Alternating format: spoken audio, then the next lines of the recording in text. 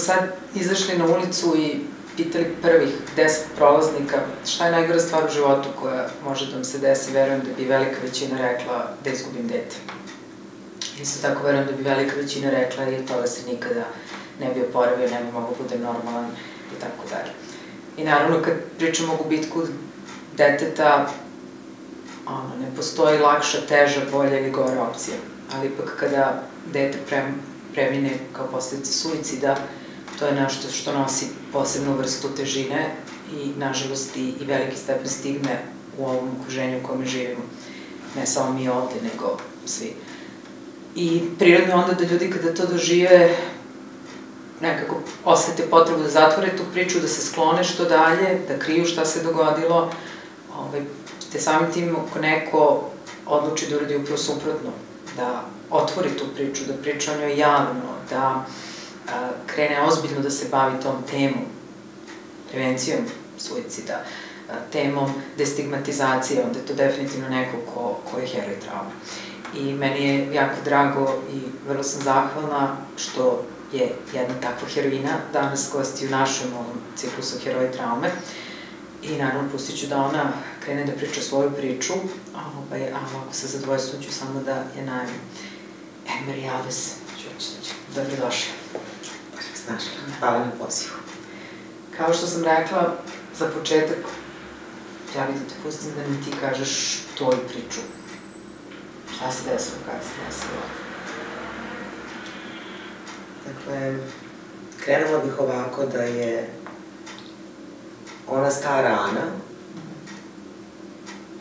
nestala 11. novembra 2018. Dakle, 11. novembra 2018. ima to više od 2 godine, nam se dogodilo najstrašnije što se može dogoditi ne samo kao roditelju, kao bilo kom ljudskom biću da se na takav način neočekivano suoči sa gubitkom.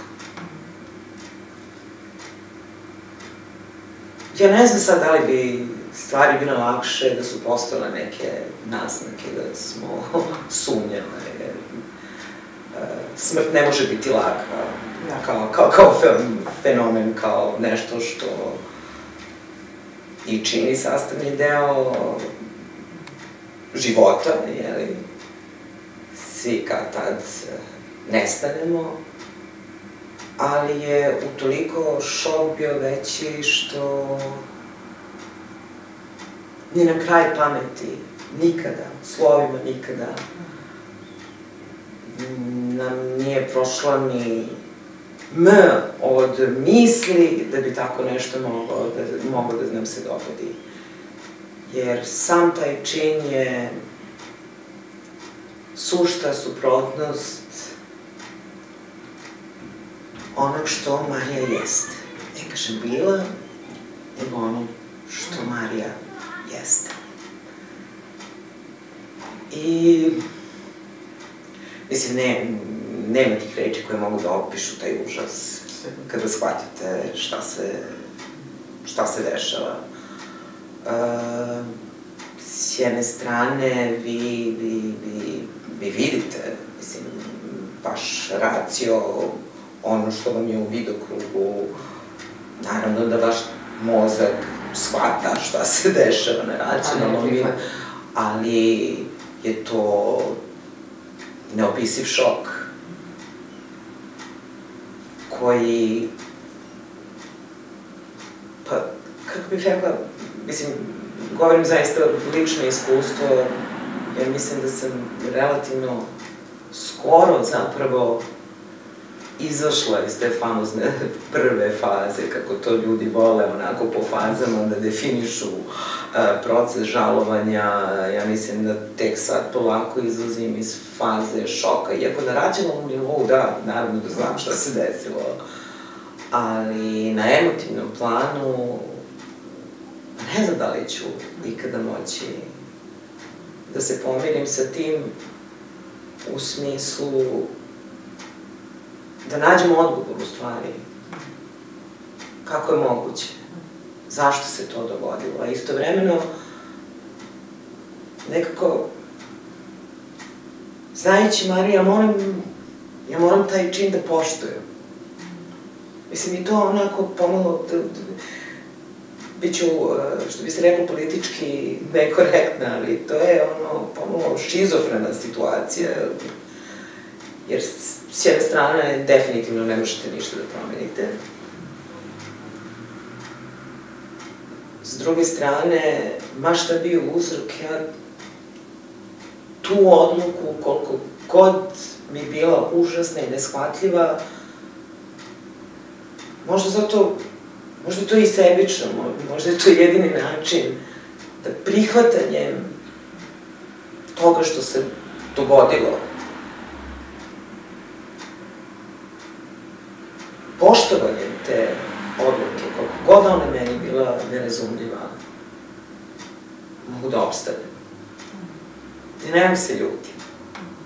Nemam na koga da se ljutim. Ja mogu samo da volim i da mi neko nedostaje beskrajno, svaki dan. Ja mogu samo da pokušam da nađem neki smisao u svemu tome. Meni treba svetlost. Ja ne volim da živim bez svetlosti. Prosto ne mogu da opstanem kao osoba, sam takva. Ne mogu da živim bez ljubavi. I smrt kao takva, tu ljubav ne može da mi oduzme. Ne dam, ne dozvoljavam mi. A istovremeno, ne znam, možda je to, možda se ja tešim, mada zaista to duboko verujem. Ja znam da šta god bio uzrok tog pomračenja uma, jer mislim da da čovjek treba da bude u nekom zaista specifičnom stanju uma da bi podigao ruku na sebe. Šta god bio uzrok, nekada to može biti bolest, šta god, neću da ulazim u to u krajnjoj liniji, nisam ni dovoljno stručna govorim, ali znam da iza tog čina nije postojala želja da bilo ko od nas bude povređen. Ja se sećam pre dosta godina, mislim, ja sam još bila student, kolega jedan naš koji se dosta bavio suicidom baš kod mladih, je rekao tu rečenicu, čin samoubistva je uvek iracionalan na kraju krajeva i nekako van svesti čin, što je nam u tom momentu kao studentima bilo teško razumemo, ali kao pogotovo kod onih gde znamo da se neko napiše opušteno pismo ili sve organizuje i tako dalje. Ali on insistira na tome i što više radim, to sam bliža ono što si ti rekla, jel? Kaže, da, ali sam taj moment, jel, naravno mnogi ljudi planiraju podustanu, mislim, u poslednjem trenutku ili pokušaju predomisle se. I logično je nekako, to jeste nešto što je kontraevolutivno potpuno. Mi smo napravljeni da preživimo. Ali ovo što si rekla, kad se slušam sve vreme, onako osjećam tu tvoju emociju i nekako razmišljam o tome kako prirodno izlaze te stvari koje mi sad po knjigama čitamo kad čitaš rad sa nekim koji je izgubio osobu zbog suicida, kako se mešaju nekako ta kako uvek to pitanje, kako nismo videli, što nismo videli, treba sam ovo, čak i kod ljudi koji nisu bliski, ali svi mi to pomislimo kad čujemo kako se meša bes ili ne možeš da osjećaš bes ili kako ti je teško to da prihvatiš, kako ti ne zamislio, znači onako u par tih rečenica si nas stvarno provela kroz unutrašnji svet najbolje to preživjela. Mislim da je važno da ljudi to razumeju, kao i da razumeju to da neko može da se ljuti, a ne može da prihvati. To može da bude scenarija. Da. Kako je nekad je lakše osjećati bes nego tugu. Apsolutno, jer za, evo, ove 2 godine nikada nisam bila besna. Očaj da. Ali ljutnja kao takva, barem nije ona usmerena ka Mariji. mogu biti ljuta na činjenicu da život ide dalje. Život u nekom apstraktnom smislu, vreme je ravnodušno na ono što nam se dešava. Život prirodno teče dalje i za Marijine prijatelje. To su sjajni mladi ljudi. Nekada uhvatim sebe. Ne da sam ljuta na njih, ne u tom smislu, ali da me boli. Život boli. I kada shvatite ti trenuci kada vas tuđi živote zabole, ne u smislu da želite nekome zlo, nego,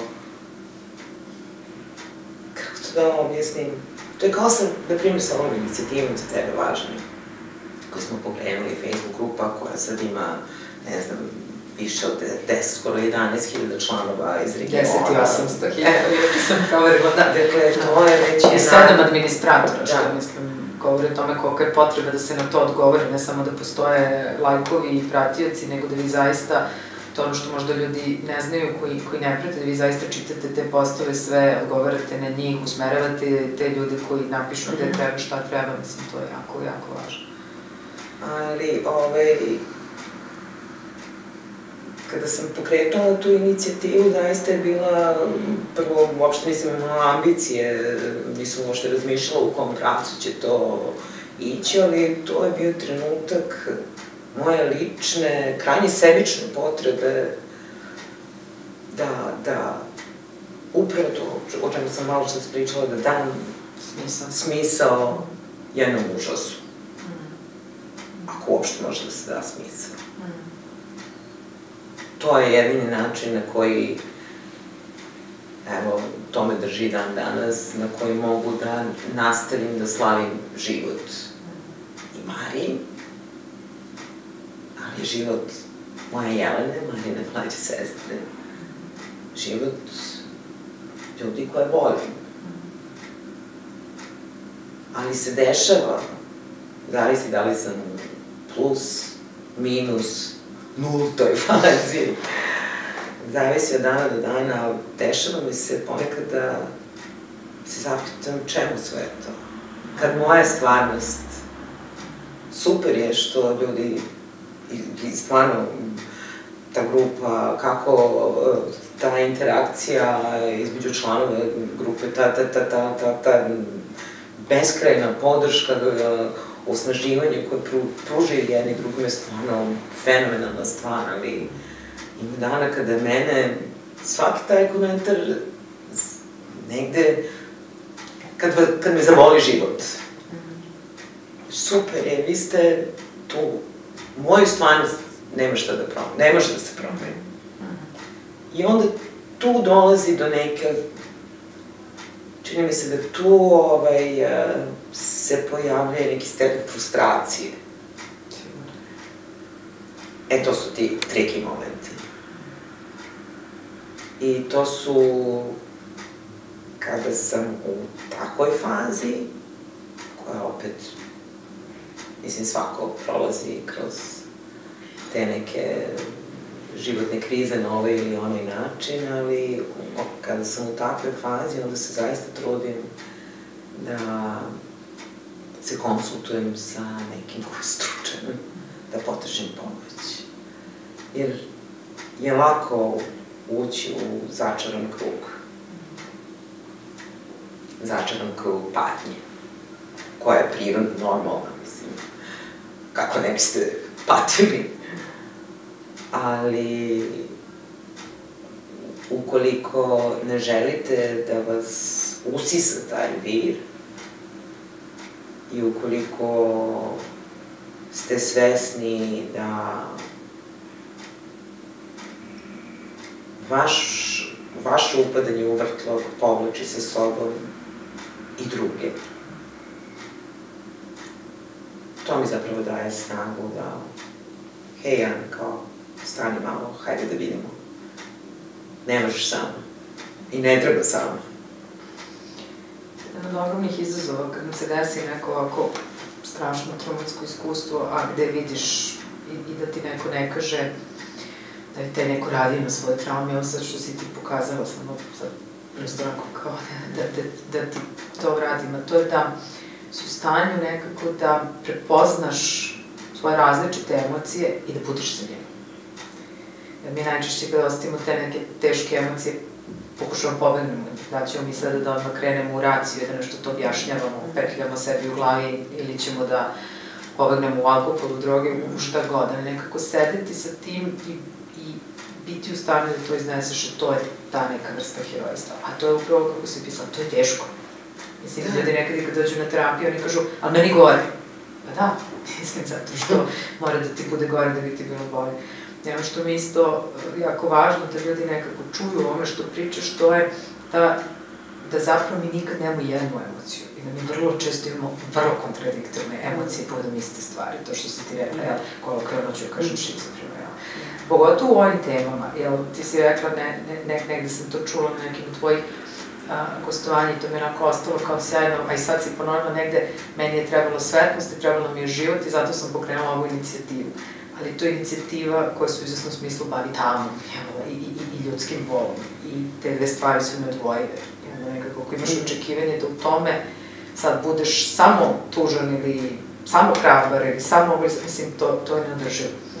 I zapravo ljudi imaju dosta i na terapiji nekako taj aha moment kad shvate, pa da, mogu budem istovremeno i besan i razočaran i srećan i da se nasmejem, da to ne znači da ne patim. Kao što i taj neke emocije kojima nismo skloni, na primjer, emocija zavisti prema nekome, koja živi ko ovo, ko ono, a nismo takvi ljudi, onda je sebi zabranimo. Prirodno je on, sam puno sretala sa ženama, recimo, koje ne mogu da imaju decu, i onda kažu, ja kad odem na dečiji rođendan, to, osjećam se frustrirano i ljubomorna sam i zavidna što oni to imaju da se kriju. Ne, normalno. Ti si stalno u kontaktu sa tim, da ta vrsta pomoći koju pružaš i nudiš nije uvijek dostupna. Nije tebi uvijek u smislu da je dostupna. Pa, ali sve su, što razvraća zašto, između ostalog, osim lične potrebe, ono što je zapravo, kako je grupa pokrenuta u decembru 2018. znači malo jače mesec dana nakon tragedije, ono što je strašno kada prolazite kroz tako traumatičnu stvar i shvatite jako brzo da ste vi zapravo, da imate sreću u svemu tome. Sticajem srećnih okolnosti, na primer, nismo znali kome da se obratimo. Imenom i prezimenom. Ko se bavi procesom, ko se bavi gubitkom, ko se bavi procesom žalovanja. Nisam ja lično znala je moja mlađa sestra. Ali to je splet srećnih okolnosti. Da, mnogim ljudima je pomoć zapravo nedostupna i to jeste užasno. I to je problem. Da prvo ne znate kome da se obratite, ne znate ni kako da dođete, ne znate ni onaj regularan put, kod lekara opšte prakse ili odobranog lekara, kako se to i sad zove, pa je upitno da li će taj neki lekar opšte prakse prepoznati da ste u problemu, sad govorim uopšte, ne samo u ovim slučajevima najdrastičnijim, da se tako izrazim kada je suicid u pitanju, odnosno ko se bavi u Srbiji porodicama koje su izgubile nekog od suicida. Koje su to adrese?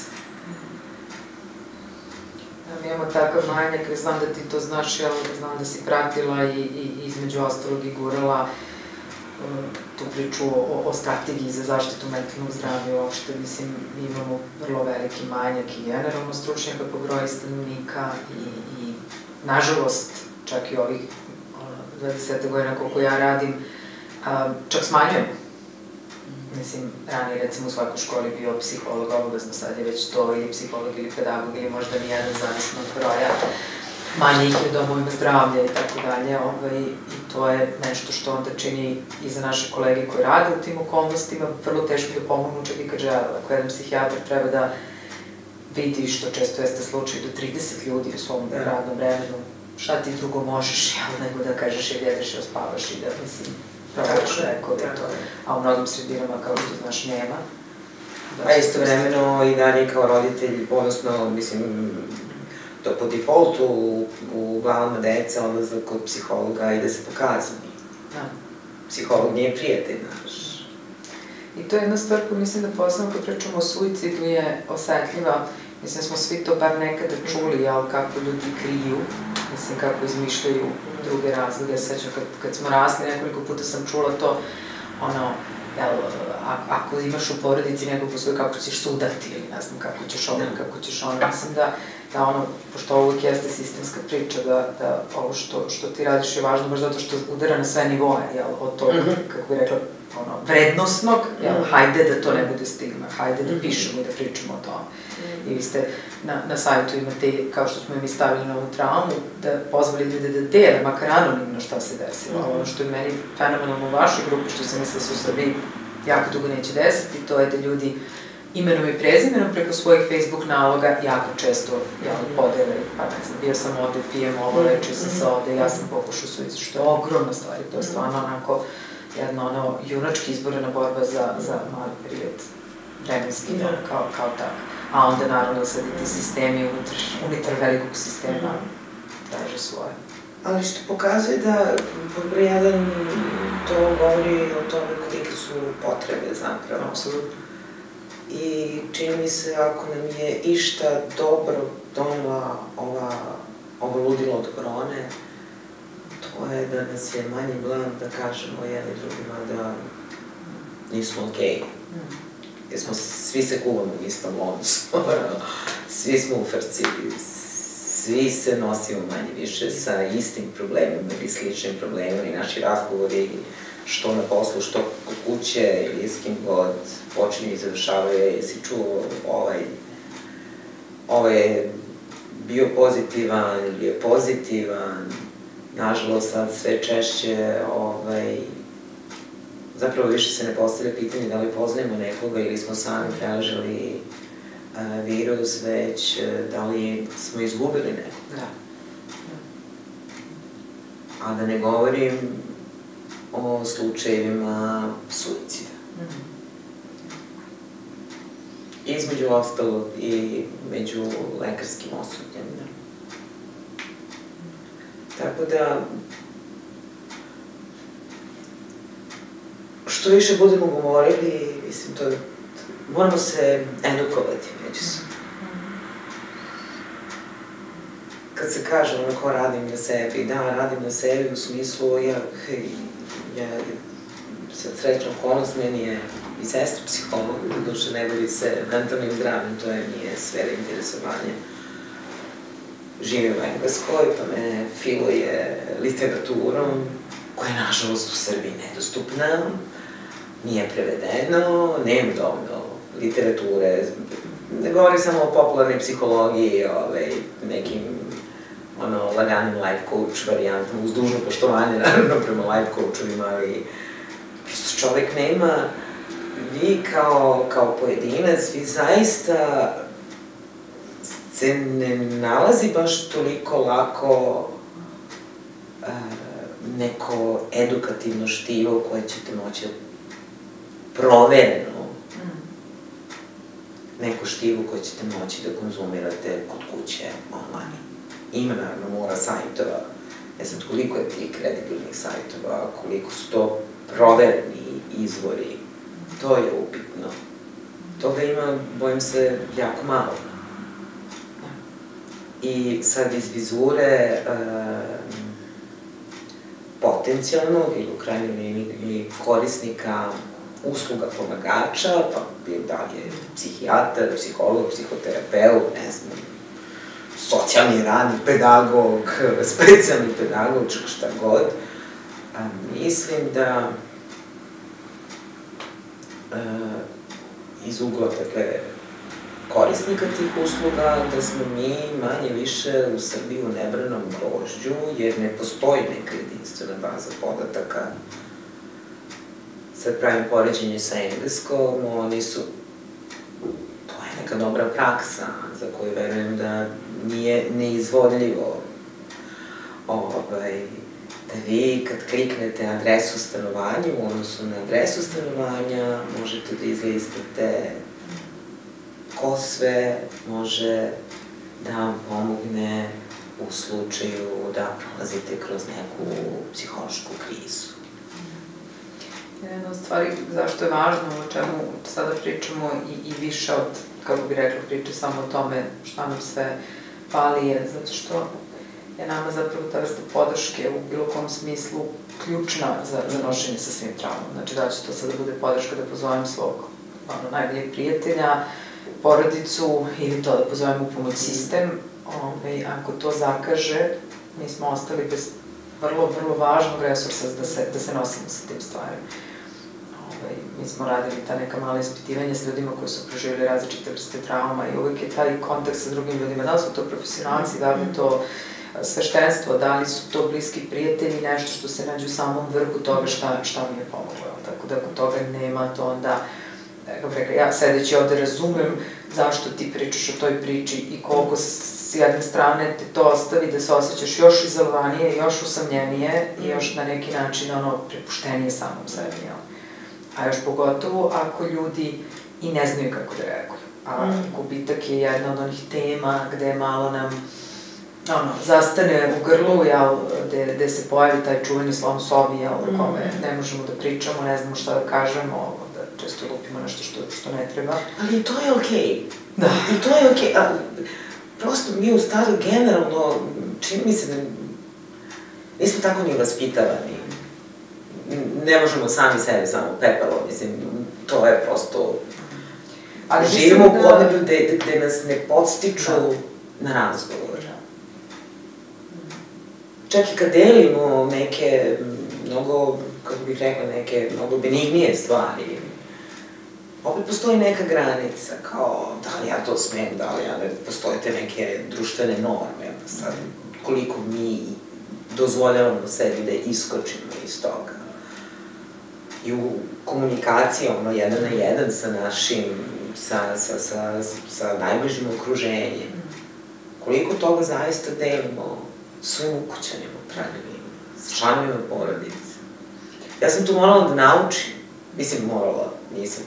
Silom prilika, sad to, baš zbog, to je paradoks, baš zbog toga, to je taj usud, zbog svega što se desilo, mnogo toga sam naučila. I o sebi, i o drugima, u nekom najpozitivnijem smislu. Otvorenija sam.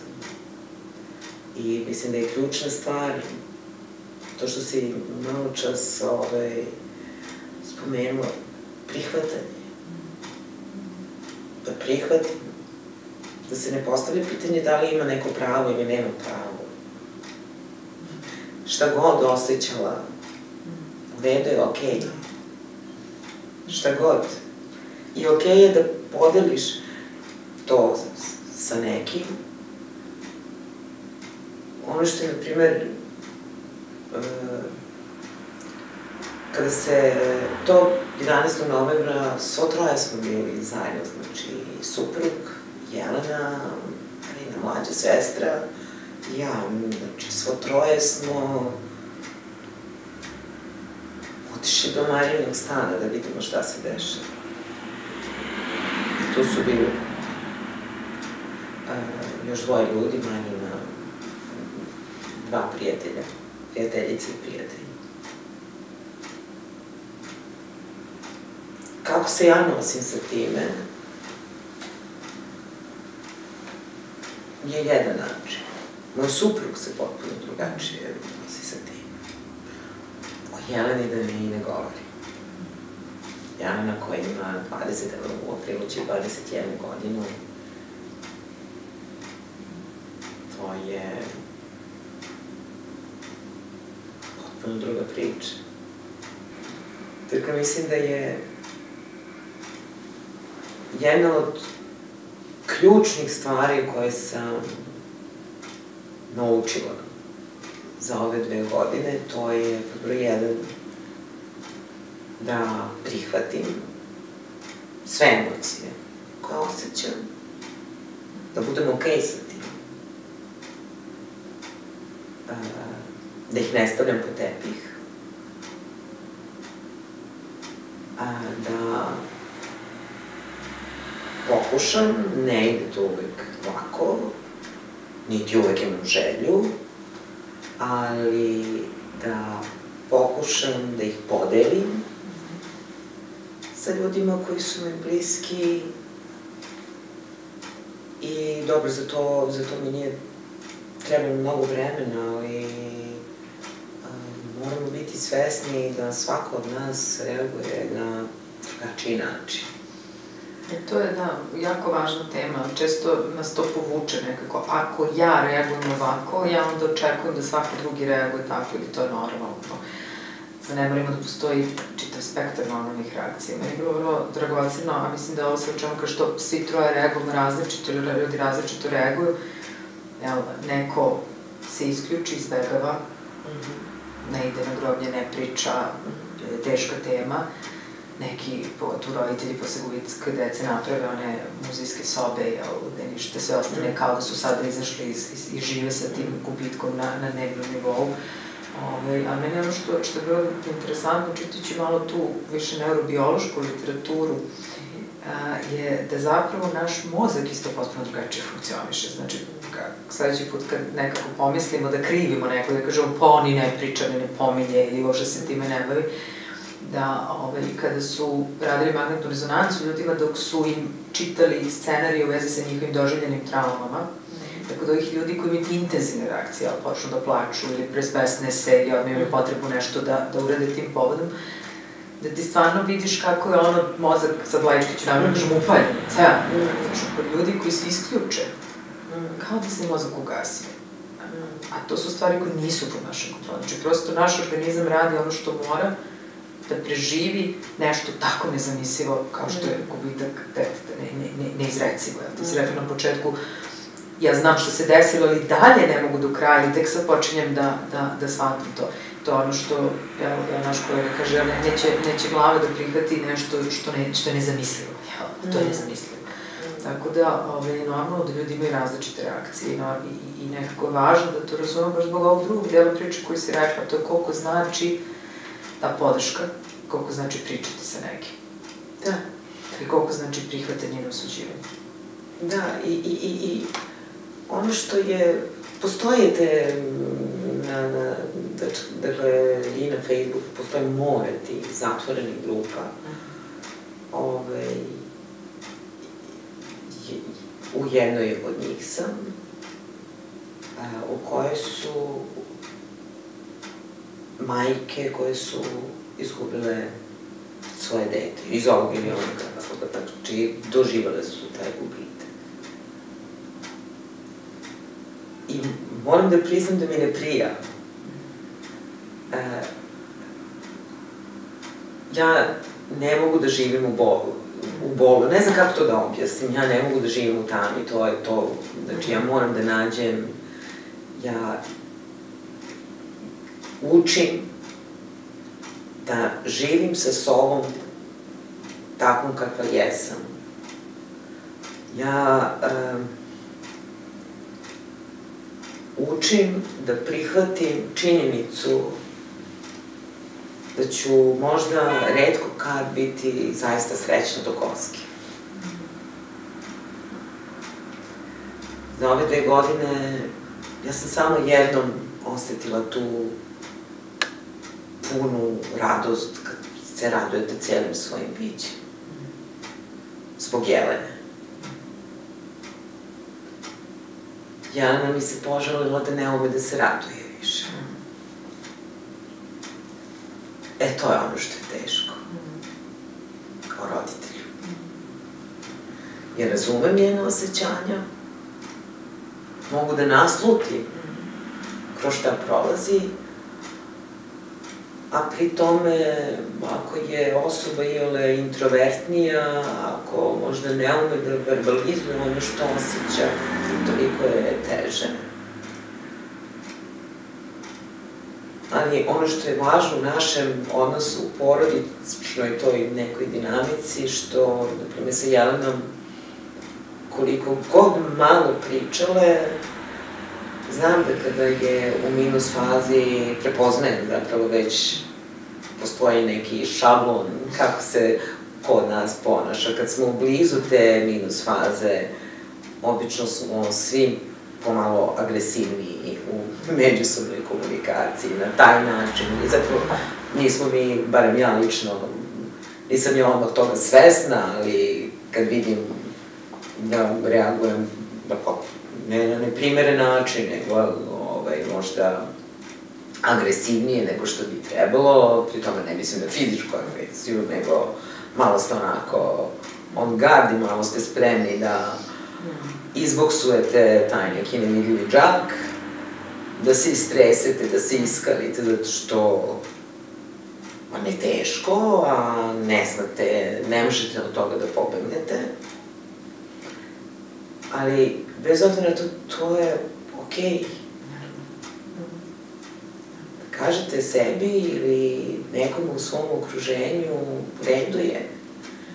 I da ostavite prostor, ali isto tako, takođe u redu i da se rasplačete pred svojim detetom. Ja ne krijem suze od Jelene. Što ne znači da ću svaki put, ako krene taj talaz, neću se sakriti u kupatilom nužno, što ne znači da ću svaki put rirati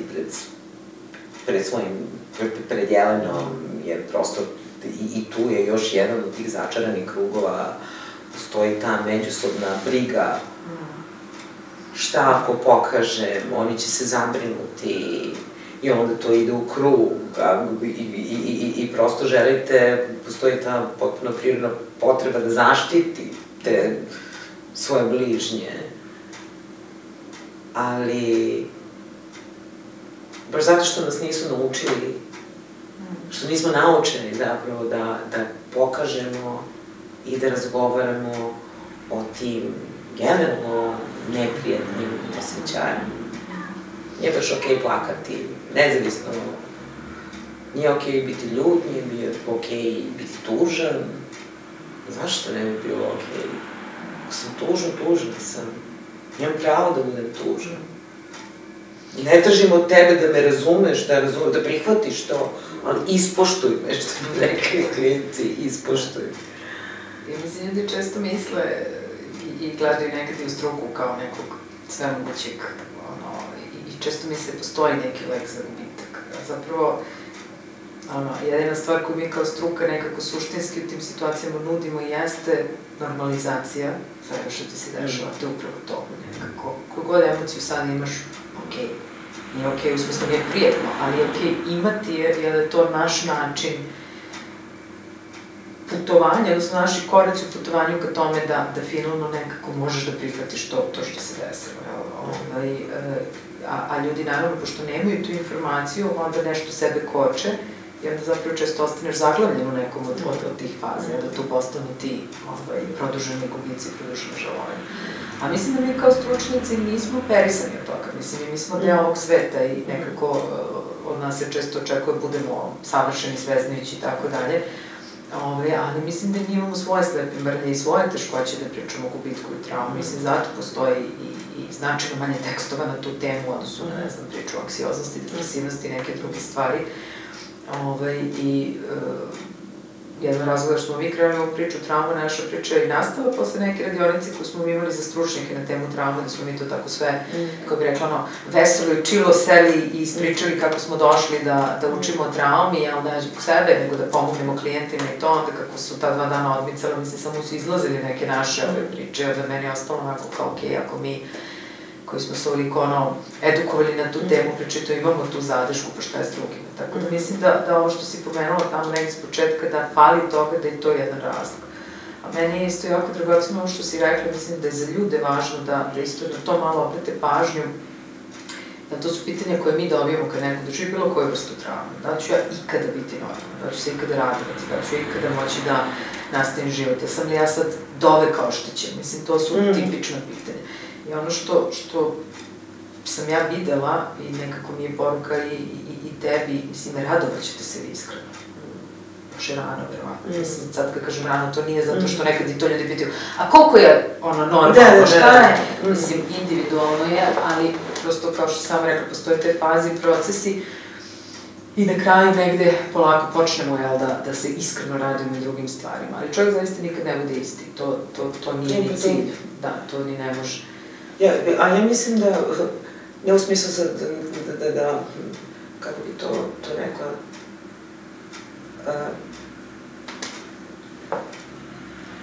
ja kad razmišljam o protekle 2 godine, učim da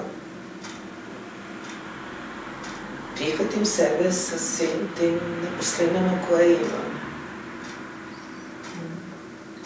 I ta vrsta radosti koju sam u stanju da prihvatim i tu vrstu radosti kao takvu.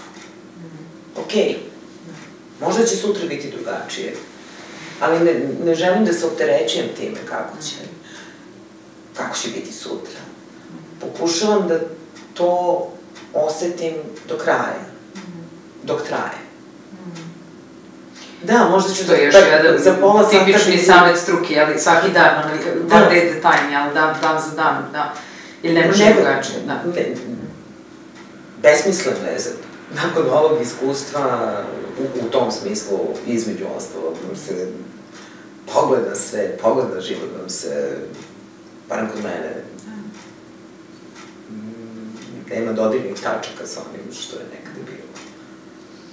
Malo drugačije posmatrite sve, posmatrite sebe, posmatrite okolinu, posmatrite, izvagate malo taj vrednostni sistem koji nam je i ovako i onako poremećen, nekako se stvari slože bitno drugačije. Ali opet ne znači da moj model, način na koji ja pokušavam da opstanem u celoj toj priči je moj način. Ličan je. Ne znači da je neki drugi pogrešan, ne. Svako od nas ima svoju ličnu priču. I nosi se sa tim na svoj način. I ono što, i generalno kada je gubitak u pitanju, ono što me negde, ono što čini mi se može da zaboli, to je kao kada nam kažu moraš biti jak, ne moram ništa. Ali bukvalno ne moram ništa. I to su strašne i kontraproduktivne poruke, ne samo zbog tog moram, nego zato što... I što znači biti jak? Upravo sad se izgovorila ono što sam krenula, što implicira da biti jak znači šta? Biti racionalan, biti funkcionalan, biti... Što sve, mislim, može da bude da, ali biti jak je i moći da se pustim u svoje emocije, i moći da ih izdržim. Jel, naš vrlo važan zadatak u procesu žalovanja, jel, kad prođe ta faza šoka i neverice, jeste upravo proživati sve te emocije, kad kažem sve te, to su zaista sve moguće emocije koje bi nam pale napred. Znači, ne možemo napravimo spisak, dovoljno sve obuhvatan. Jer ako tu fazu preskočimo, ako mi odmah odemo na fazu mog pakovanja toga, da ja sad razumem šta mi se desilo, da ga poslažem, da nastavim život, da ovo, da ono, to će se vratiti. Ako se ne vrati kasnije, jel, kad se vrati, kada izgubimo nekog drugog, kad dođemo u godini, recimo, ako stari osoba u pitanju, kad se to njima desilo, kad se desi neki drugi stres. Ali čak i ako se ne vrati na taj način, opet sad, istraživanja šta nas uče, jako je opasno za naše fizičko zdravlje. Svi neodbolovani gubici, neodbolovane traume jako često se zapravo preliju u raznorazne psihoimune bolesti, autoimune bolesti i tako dalje. Tako da, ovo nije ono sad psihološka priča u smislu vaspitan si ovako ili onako ili treba ovo ili ono. Prosto naša biologija ima neko svoj ritam, ona traži svoje, a ovo je tako da je to jako važno. Znači, moraš da budeš jak nekada i moraš da se pustiš da sediš i da plačeš i ne možeš da ustaneš iz kreveta i da ne vidiš budućnosti, ali to je biti jak. Mislim, najlakše reći nije mi ništa, to je nekako, nije neka veliki izazov. I drugo, ono što mislim da je važno da ljudi sa sličnim iskustvima da budu svesni toga da, mislim, dugi dan, 24 sata, meni dan može da počne grozno, kao što može da me počne super, i da natrčim na te neke okidače na potpuno neočekivanom mestu. I da, naravno, uvek je tu dođe do faktora iznenađenja, ali da to ne znači da to ne treba shvatati kao poraz u izvesnom smislu reči, već okej. Nemoguće je nemati okidače kad mu se tako nešto desi, mislim, jel, podsjeća, sve živo podsjeća, jel? Kao što si ti rekla, mislim, Marija je živela silne godine na ovom svetu, jel, i volila i neku muziku i nešto negde prošlo, nešto dokumentarisala, mislim, svaki put kad ti to čuš, to će prirodno da se zove reakciju. I opet, to nije nešto što biramo, to je nešto što nam se desi, jel? I meni se mnogo dopada u svim tim sad silnim mudrostima i knjigama nekim na temu gubitka, jedna obična rečenica, baš tog psihologa koji se bavi specifičnom gubitkom, kaže, najveći izazov u procesu žalovanja je da nađeš meru između života i smrti. Mislim, šta nam te da kaže, jel to upravo, da mi moramo se bavimo gubitkom, moramo pričamo njega, moramo ga pustimo da ga iskusimo, da moramo prihvatimo sve te emocije. Ali da jeste važno, upravo to što možda tebi smeta u tim grupama mama, jel da nekako to ne postane ceo naš život. Jel, čak i kada neko nema tu energiju ili možda prirodnu vedrinu koju ti imaš pa te vuče ta svetlost, jel, mi moramo i da živimo, jel. I naš nervni sistem, kad pogledaš, je napravljen tako da i kad nema okidača, mi prirodno se šetamo po tim stanjima, jel, da smo super mirni, sve nam je sjajno, onda to što kažu jednom postaneš nervozan, da li si gladan, da li si se umorio, da li to posle da opet primiriš, pa mislim, to je normalno, to je život nekako. Ali ljudima je to teško i vrlo često to imaju taj doživlje da nekako, ako nastavim život, onda to znači da mi ova osoba nije važna, onda sam previše brzo nastavila dalje, s druge strane, ali ako pustim sebe da tugujem, gotovo propašću, neću moći da se podignem na to.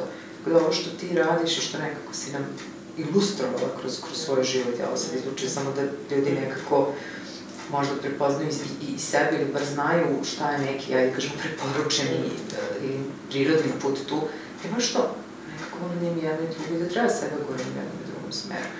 Sad ako još posle toga može da dođe i ovo što si pomenula, jel, kad si rekla nateralo mi da bolje komuniciram, da prispitam vrednosti, da naučim nešto novo, to je taj posttraumatski rast koji je strašno važan, koji zaista postoji. I nekako moje iskustvo sad, ja uglavnom vidim ljude koji su tražili pomoć ili tako dalje, ali da ljudi uglavnom zaista posebno za tom svetlošću i nađu i osvoje neke nove teritorije posle trauma, zato što baš pokušavaju, što ste rekli, nađu neki smisla. I da pomognu sebi da žive u nekom smislu, ispunjenije i bar da nastave život. Upravo, a to je...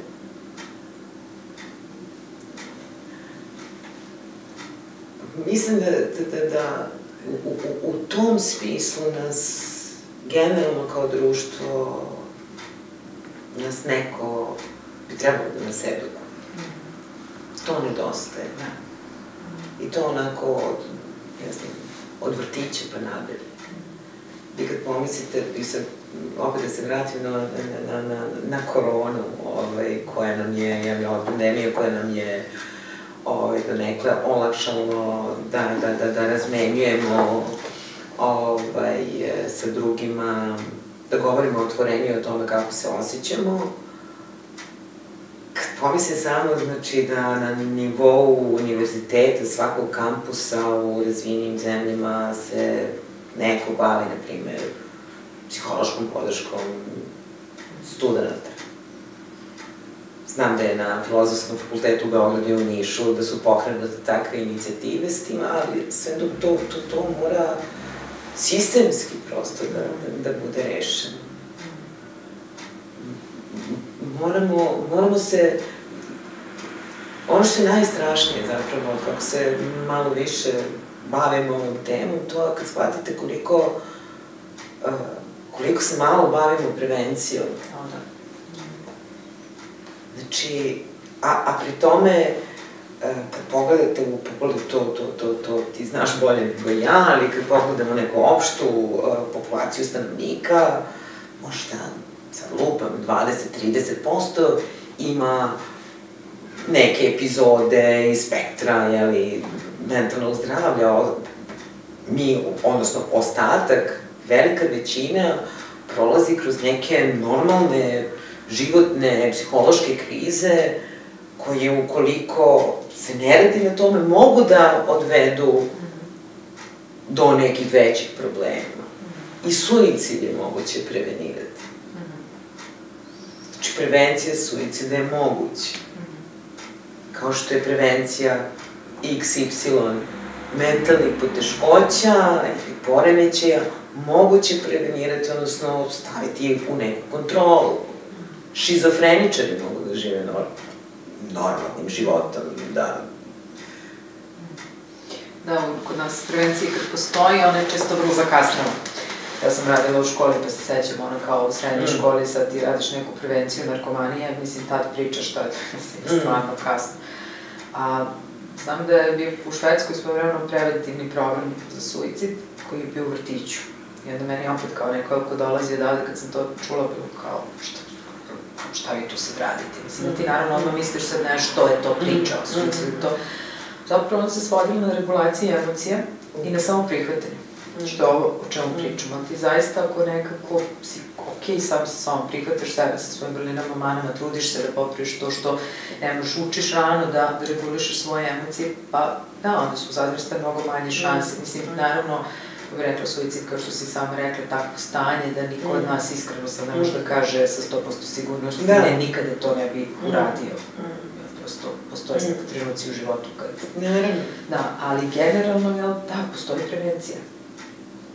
A ono je postavljanje temelja u tom smislu. Da, upravo, a na tome bojim se da se ne radi. I drugo, osim sistemskog prosto rešavanja, odnosno sistemskog rešavanja, nego prosto stavljanja fokusa na važnost briga o mentalnom zdravlju, pa i kroz te edukativne programe, kroz obrazovanje i tako dalje.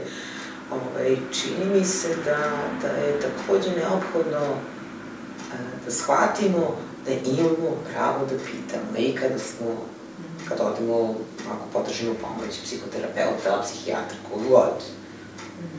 Apsolutno. Imamo pravo da pitamo kao korisnik usluge, pitajte šta god vam nije jasno. Imajte, taj odnos poverenja nije jednosmeran. Ne samo da imate pravo da pitate, nego ako vam nešto zasmeta, imate pravo da kažete to, jer imamo taj strah od autoriteta kad neko dolazi, ako koristite prvo autoritet lekara, sad da ću cijelo taj paket stručnjaka koji se bave mentalnim zdravljem, znači to su ljudi u belim mantilima, završili su neke škole i mi ih doživljamo kao autoritet. I sve je to okej, naravno uz dužno poštovanje, ali ako vam nešto smeta, ako vas nešto zaboli, recite to svom terapeutu, njemu pomažete, mislim, tako učimo jedni od drugih. A toga, i to su, na primjer, iskustva u grupi, negativne iskustva, ali mislim da laički posmatrano, da dobar deo problema dolazi upravo iz činjenice da se ne usuđujemo da kažemo. Jel, znaš, čak i da nekako imamo bolji sistem mentalnog zdravlja i veću brigu o tome, mislim da onaj deo koji to nikad ne može da zameni je ovaj nivo društva i zajedništva, nemam bolju reč. Nivo zajednice, nivo brige jedni od drugima.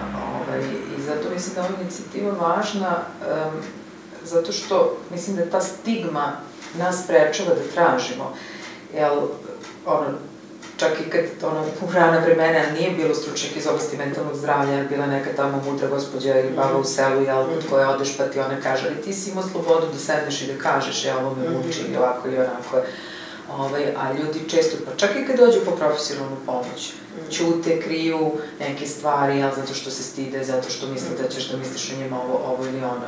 I mislim da zato jeste jako važno da pričamo o tome i da normalizujemo ove stvari i da ljudi stvarno razumeju da to o čemu ti pričaš, je priča o kojoj ja mogu da pričam, ne mogu pričam o gubitku deteta, ali apsolutno mogu da pričam o tome šta znači kad si rastrojen zbog ovoga ili zbog onoga i šta se sve dešava i tako dalje. Znači da su to neke toliko prirodne i normalne stvari, kao da kažem, neko mi učak i čak i biološke, i da stvarno što više zapravo pozivamo ljude da se oslone jedni na drugi. Nažalost, mi sve više idemo u tom pravcu da nekako svako za sebe i gde nam sve manje postane bitno to društveno okruženje i onda postoje tako ti ostrva nade gde ljudi mogu da dođu. Ja juče kad sam pogledala čak taj broj vezano za tvoju grupu, ono što sam rekla na početku, sam rekla, wow, to 11.000 ljudi i sad verovatno ko bude slušao neko iz mlađe generacije će kaže, kao, pa čekaj, ovi influenceri imaju, ne znam, to sad miliona ili to. To upravo jeste ta priča, da nekako priča o mentalnom zdravlju, ako privuče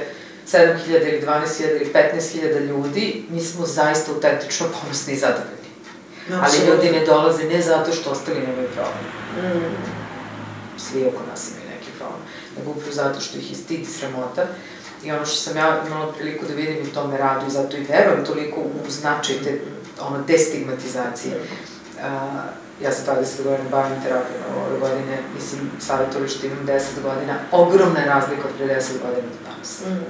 U smislu i broja ljudi spremni da dođu, u smislu toga da sve više porodica zove, lekari šalju, prijatelji reaguju i tako dalje, nekako ranije to bilo vrlo malo zanimljivo, tako da mislim da eto, to je moja sad kako je rekla, ona nije pokušaj skretanja odgovornosti, na drugom mestu imamo mi svoju odgovornost kao stručnici svakako, ali mislim da je odgovornost svih nas da malo neke stvari drugačije pogledamo i mislim da je značaj ovoga što ti radiš i zato ti smatram onako autentično heroinom, ne samo zato što si podelila svoju ličnu priču, što je, mislim, baš zbog ovih tema toliko pogotovo za nekoga koji u medijima i koji je eksponiran i tako dalje, jer, kako kažem, ti si svoje ime vezala za tu priču celoživotno sada, ne ni malo ovako, ali s druge strane negde to što je to nama zaista dalo, stvarno treba da osjećaš njima smisao, iako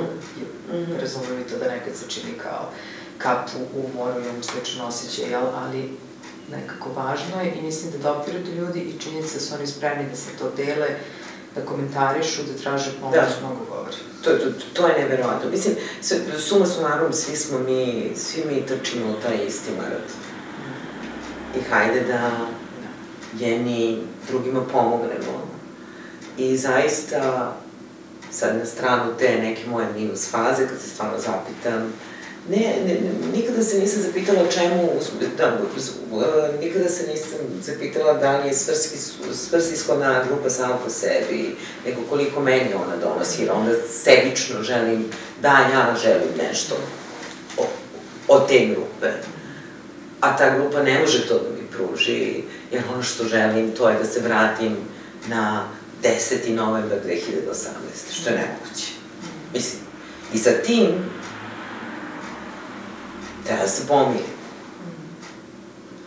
A to mirenje sa tim ne traje 5 minuta, ne traje godinu, ne traje 2, možda će trajati dok sam živa. Umeđu vremenu treba da nađem, odnosno da izgradim neke mehanizme kako iznad tog ambisa koji je tu u meni, kao što rekao na samom početku, ja nikad više neću biti ja. Ali mi je potrebno da, ako ne iznad, onda barem oko tog ambisa satkam neke niti koje su mi smislene, koje moj život ovde i sada čine smislenim. Koji i taj čin čine smislenim. Tu sad već ne mora tu nužno i okej je nemati neko racionalno objašnjenje za tu potrebu. Potreba je ta, tu, mislim, ja je osjećam.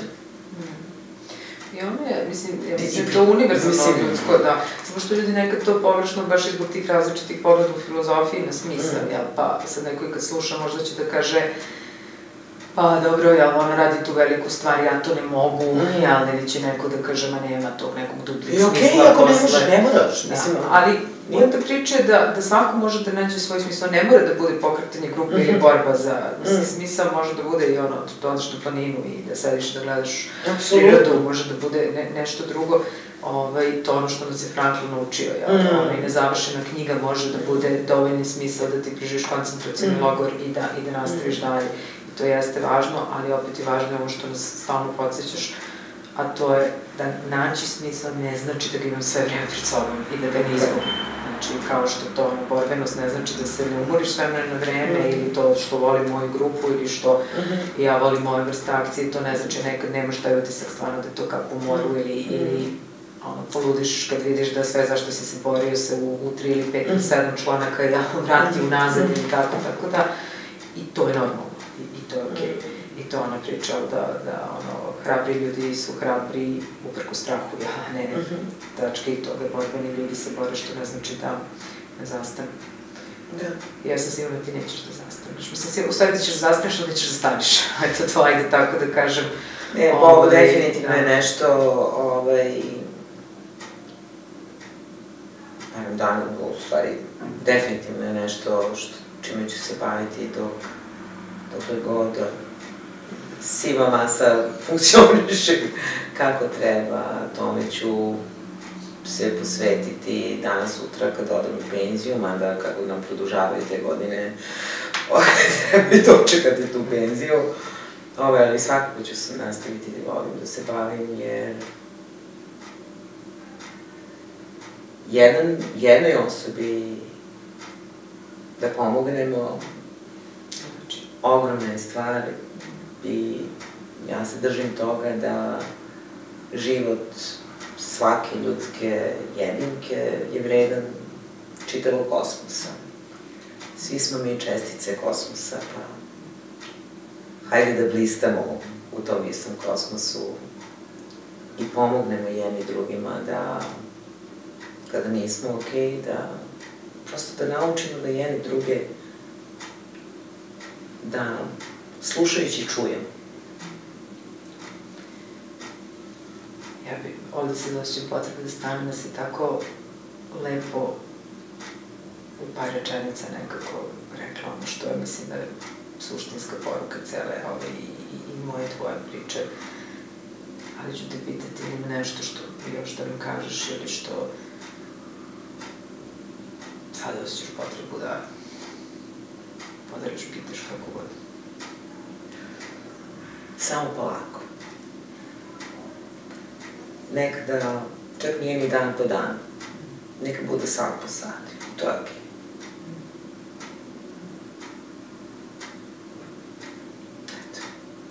Hvala ti puno na priči, na svim mojim porukama.